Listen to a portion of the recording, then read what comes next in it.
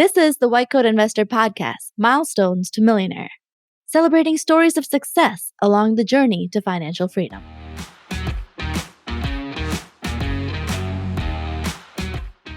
This is Milestones to Millionaire podcast number 85, Nurse Practitioner Millionaire. You've heard me talk about Comp Health before and how they created the locum tenens industry as the very first agency to help physicians find short-term jobs. It's a great way to add flexibility to your career. And with Comp Health, it's a truly personalized experience that focuses on you and your skills, specialty, and goals. Easily search from thousands of jobs across the country that are added daily on comphealth.com. You can find jobs close to home, and Comp Health can even help you find your next full-time job too. Explore one of the largest job boards available now at comphealth.com. This is the Milestones to Millionaire podcast. We use this podcast to celebrate your achievements. If you'd like to come on, you can. whitecoatinvestor.com/milestones. I don't care what your milestone is. I don't care if you paid off your car or whether you are a multi-deca millionaire. Whatever it is, we will use your experience to inspire others to do the same. I don't care what your profession is. I don't care what your income is. I don't care what your specialty is. I don't care, if you inherited $5 million from your parents, whatever. We'll take you on here. We recognize that not every member of the audience is going to be able to relate to every person that comes on this episode, but there will be somebody out there that can relate to you, and your story will inspire them to be more successful with their finances, and in turn, be able to then concentrate their life on helping others, giving to charity, or whatever their life goals may be. So if you'd like to come on, whitecoatinvestor.com/milestones. Today's guest is Chloe, who is a millionaire. Let's bring her on the line. All right. Our guest on the Milestones to Millionaire podcast today is Chloe. Welcome to the podcast. Hi, thank you. All right, let's let our audience get to know you a little bit better. Tell us what your profession is and how far you are out of school. I'm a women's health nurse practitioner. I started as an RN and I finished at 21 years old. So I've actually been in the medical field for about 11 years, but I finished as a nurse practitioner 7 years ago. Okay. And you're in what part of the country? You in, high cost of living Bay Area kind of place, or are you in rural Oklahoma? So I'm born and raised in Connecticut, and I started most of my practice in Connecticut, which is still kind of expensive, but we've kind of geo-arbitraged and moved to the West Coast. So I live in Washington now, and we're practicing out of Washington. It's working out better because I was able to get full-time, which was hard to achieve in Connecticut, and I am making a higher income in Washington than I was in Connecticut. It probably helps that you're not paying state income tax either. Oh, yeah, definitely. Okay. For sure. All right. Well, I understand you recently became a millionaire. Congratulations on that. Thank you. Yes, I achieved that right after my son was born. So that was in 2020, beginning of 2021. And it was wonderful for the first couple of months to a year. And then it's kind of gone down a little bit, but it's still above 1 million in net worth. Awesome. Yeah, a lot of us have had that effect this year for some reason. I can't imagine why. All right. Well, let's talk about some income. How much does your household make? What was your range of income over those 7 years? So in the last 7 years, it's been a pretty big range. So I was really struggling to try to make 6 figures in Connecticut. It really wasn't happening, even though I was in my 20s and I really felt like this is the time I should be working full-time, pre-kids. So I pushed for that a lot for a really long time. I actually worked at Yale University, and they just never had it within the budget to give me full-time hours. So I feel like for 7 years, I made pretty much always $60,000 because I never was working full-time. So as a nurse, I was making $60,000, 36 hours. And then as I became a nurse practitioner, I still made $60,000 because I was part-time for a very long time. So that was really a bummer and it frustrated me. So we moved to Washington, and now I am making over 6 figures because one was full-time. I just recently reduced my hours because I have a child, but I'm still making $100,000 plus with bonuses and stuff like that. Cumulatively, with my husband's income, we make about $250,000, though he is independent. He has his own business, so he could make way more money, but it fluctuates. And so usually we average $250,000. Okay. And other sources of income, inheritance, or you a trust fund kid? Did you sell your house in Connecticut for a gazillion, or anything else in there that we should know about as far as money that's come into the house in the last 7 years? No, I was lucky. My dad really did influence my financial mindset, and he did provide me with. He had invested into a mutual fund for my college education, so he didn't do a 520. I think that's what it's called. I'm forgetting it. 529? Yep. Yes, he didn't do that. He just put probably a couple $1,000s, not much. I would say like $2,000, really minimal amount of money in a mutual fund that was really high interest or high fee. And I switched that over when I was about 22, 23 to an index fund because I had just learned that high fee funds is not a good idea. But that's the only money I was given. And it had grown from about $2,000 probably when I was a real young child. I think he put some in at 5 years old. It had grown to about 25,000. So I was given 25,000 towards my That was your school. inheritance. Yeah. That was my inheritance, and that Uh-huh. was it. And we've never owned a home. And my family definitely is I would say maybe middle income, but it's really like a low income family, I feel like. So that is why my mindset is the way it is. Well, let's talk about that mindset. I mean, we know what you're making now. What are you spending? What do you guys live on a year? Yeah, so we spend more now because we are in a house and it is pretty pricey out here, but we still don't spend very much money. I think it's about around 72,000 a year, so that's about 6,000 a month, which has increased over time. It was less. I think I was able to kind of get our expenses around 3 to 4,000 for a long time, but now just everything's increased. So we spend about 6,000 a month, which I think is still remarkable and still really pretty good. Um, and I also don't think we make a ton of money in comparison to some doctors and stuff, as a nurse practitioner, making good money, but not making as much as some of the listeners. So, For yeah. sure. But that's pretty impressive. You're only spending about 30% of your income. Yeah, I guess that's correct. Now, to be fair, you're paying some in tax. I don't know, maybe you're paying 15 or 20% in tax, but that's leaving you with a 50% savings rate. Is that about right? You saving about half your money? I would say yes. I for some reason I don't do too many calculations. I wouldn't, even though I'm really into finance, I wouldn't say I overanalyze it, know a ton, read a ton of books. I am kind of very much the average investor. I know the minimal amount that I need to know just to kind of get things going, so that I knew I had to invest in a 401k when I started at 21, when I had an option for a 401k, but I didn't know what I was investing in. And so yeah, I feel like I am probably saving about 50%. Have I done the calculation? No, but I know we save so much money. I practically have no paycheck right now just because it's all going into 401k. It's a 403b, but that's the same. And I Right. have an option to invest in a 457. So we max both of those out. And then my husband also tries to use like his own 401k SEP IRA or something like that. I don't quite know what he does, but I know he does invest in retirement savings.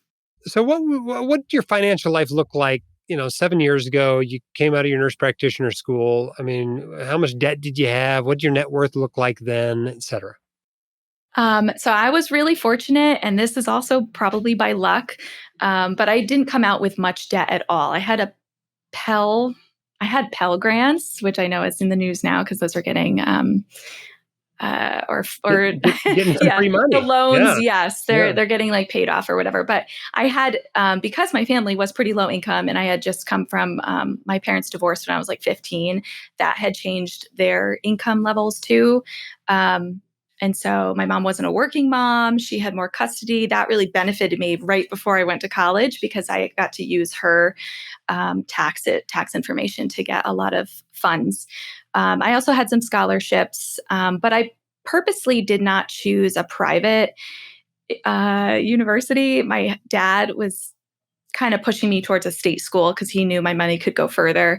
And I'm glad he did, because I do feel that as a nurse, you have to basically pass the same tests. So the NCLEX and all these things, they all have to be certified to a certain standard. So it really benefits people to go to the cheapest school if you're going to get basically the same education. So I did go to a state school, and I came out with maybe like $4,000 in loans that I had to pay back, and I paid them off pretty quickly.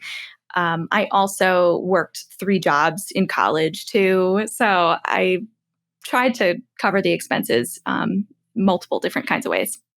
Did you have much money? Were you worth much when you came out of school, or something close to zero?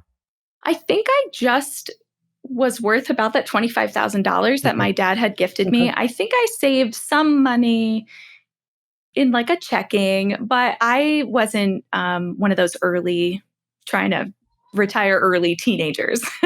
So I For didn't have a sure. ton of savings or anything like that. But All I mean, right. to So, start with 25,000 is great.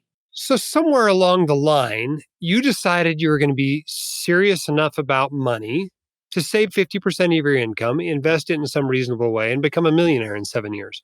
When was that moment? I think I was about 22, 24. I think I had just, This was fell before into nurse practitioner school. this was, Okay. yeah. All right. Podcasts had started to just come on the scene. I started listening to those.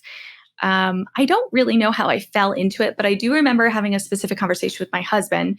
He's my now husband, but back then we were dating. And I mentioned something about the art of manliness. And he mentioned something about Mr. Mustache, Mr. Money Mustache. And he said, yeah, I've heard of them and I kind of know about it. And so he kind of maybe had already heard about this sort of mindset before even I had. Um, and then we started reading that blog, and I started listening to some podcasts. My first podcast I was listening to was Listen Money Matters, which has since dissolved, but it was a really good entry point because it was just very lighthearted. They drank a lot of beer on the podcast, but they mainly started my gears going. And he I think it's Andrew Fieber on that podcast. He basically said, just invest in a wide swath of the stock market. You don't have to pick individual stocks, probably not a good idea, but invest in all of it, and then you kind of can't go wrong. And so I really didn't know very much. So I just started to try to invest in like the S&P 500, whatever I had access to in my 401k. And that has since, been transferred over to just the total stock market index. But that was good information. That's pretty much all I needed to hear, because if I had got hung up on what specific do I need to invest, how much do I need to invest in Tesla or bonds or specific stocks, what mutual fund, what index fund, what's the difference? I kind of just leaned into the total stock market as a large swath, and that helped me. Awesome. So, those of you watching this on YouTube, you can see that Chloe's pretty young, but you've been very successful. You're a millionaire already, pretty young in life. What do you consider your secrets to success? What did you guys do right that led to this? I was 34. I guess that is young. That is young, but I don't feel Shoot, so young. lots of us aren't out of training by 34. That's Well, it young. feels like I had been sort of going for this for at least a decade now. So it feels like still a long haul of saving. Both me and my husband are not spenders. We've started to kind of spend a little bit more now that I have a child. Like you just spend more for convenience and stuff like that. Um, but I think I was just diligent at putting money away, even when I didn't really know what I was doing. And I think that's my main takeaway for people would be don't try to learn every little thing about it. You probably don't have the time to do that. But if they offer you a 401k and a 457, which is really fantastic because it's just another tool, pre-tax tool to save money, try to max it out and try to go into something that is pretty large cap, I think, unless you're older, and then you could have an advisor. But yeah, I think just getting started as soon as possible. I mean, I started at 21, which was really great. And I've had so many challenges and hiccups. I got laid off pretty quickly, lost the match. So that was, I was an RN I started when I was in 2008. And so already the market was down, and the hospital I worked for was still really hurting in 2013. And I was part of a huge layoff. So many people got laid off. But it like devastated me because I was right before my 5-year mark where I would have been fully vested in the Ugh. match. And so I tried to fight that a little. Now, in hindsight, there was a way I could have gotten it had I gone back per diem and just made up the 1,000 total hours and details. But, there's been a lot of hiccups where I've actually lost some money not even of my doing. I bought a new car. I think everybody does that. That probably wasn't the best decision, but I still have that new car 11 years later. So maybe it wasn't a bad decision because it's still working great and hasn't cost me too much money. I even coming out here had another little challenge because it wasn't a good fit, the job that I had chosen to come out to Washington. And I don't know if they just didn't kind of like me, but within the 3 months, it just wasn't a good fit. And it was in a fertility practice, which is very unique and very money driven. Not that there's anything wrong with that. But it felt a little disingenuous. And so I wasn't really happy there either. So I wasn't working when we immediately came out here. So that took some time to get another job. So I was like 6 months basically just not working until I found a better job. But, the hiccups and stuff, as long as you are diligent about putting money away early on, that money should grow. And so I think that has been the key to my success is that I just kept putting money away, even when I didn't really know what I was doing. And it has proven to be very successful. I mean, it was a great bull run. So things were in my favor and Yeah. it was a lot of luck. For sure. Well, it wasn't luck, right? I mean, the base for any sort of financial plan is saving money, you know? And sure, some of this is gains, but I bet if you went back and calculated what percentage of this was just brute force money you saved, it's going to be well over 50% of your net worth. You saved your way to wealth. And that's great. Wonderful, wonderful. Good job. I'm proud of you. What advice do you have for someone else that's, maybe not making $800,000 in their household? They're making 100, they're making 200, whatever, but they also want to become millionaires. What advice do you have for them? I think start as soon as you can. Try to choose something that you feel comfortable with. I mean, investing is a lot like medicine. There's always going to be some inherent risk that you're taking on, but you should know as much as you can to make a good decision. But I wouldn't let it delay you. Try to make that decision as fast as possible to get the money in. I wish I saved more during that whole bull run because I think it would have just been better. But you do what you can with what you have. Even when I was making I think I started at 52,000 as an RN. I was saving more than 10% at 21 years old, and I had moved that up to I think about 20%. So that kind of just, if you can put it away right out of your paycheck, that's really helpful because then you don't see it. You don't get used to spending it. And that's another key to, put it in right off of your paycheck, pre-tax too would be good, but doing it early so that you don't really get used to spending it and missing it. So I think those who are in residency, not making a lot of money, you really mentioned this as a key, is just to continue to live like you're in residency for those first couple of years as an attending because you're used to it. And so it won't hurt that bad. And it does change. You try to change your mindset enough after a couple of years, you'll be a saver. I think even if you're quite a spender, I think you can change. Getting started early, trying to put away 10, 20, moving that dial up as time goes on, especially if you're making more money would be my biggest advice. Awesome. Well, congratulations to you on becoming a millionaire. And thank you for coming on the Milestones to Millionaire podcast. Thank you. It's nice to be here. All right. I hope you enjoyed that interview. It's, sometimes we get people on here, they're making $1 million a year and yep, they're building wealth really quickly. So we like to bring people on that maybe aren't making quite as much money, that are much more down toward the average income of our audience or below average of our audience that are still being successful. And I think the takeaway from this one is that training yourself to not be a spender is the way you build wealth, right? Everybody wants to be a millionaire, or at least they say they do. But in reality, what they want is to spend $1 million. And they're actually polar opposites. They're not the same thing, they're opposites. You become a millionaire by not spending $1 million that you could have spent. And so, if you can train yourself to not spend all your money, and even better, to save half of it like Chloe is, you're going to build wealth. You can do anything reasonable with it. You can even put it in whatever that crummy mutual fund or dad put the money in. And still, it's going to grow, right? You put $5,000 or whatever in, $2,000, ended up growing to $25,000 after a few decades. And so the important thing, save some money and get it working for you. Did you know 94% of U.S. healthcare facilities use locum tenens each year and typically pay more for them? This makes working locum tenens a smart financial move for you to help pay off student loan debt faster or make some extra income. CompHealth is one of the leaders in the locum tenens industry. It makes it easy to search from thousands of jobs across the country that are added daily on comphealth.com. You can find jobs close to home, and CompHealth can even help you find your next full-time job too. Explore all jobs now at comphealth.com. The hosts of the White Coat Investor podcast are not licensed accountants, attorneys, or financial advisors. This podcast is free entertainment and information only. It should not be considered professional or personalized financial advice. You should consult the appropriate professional for specific advice relating to your situation.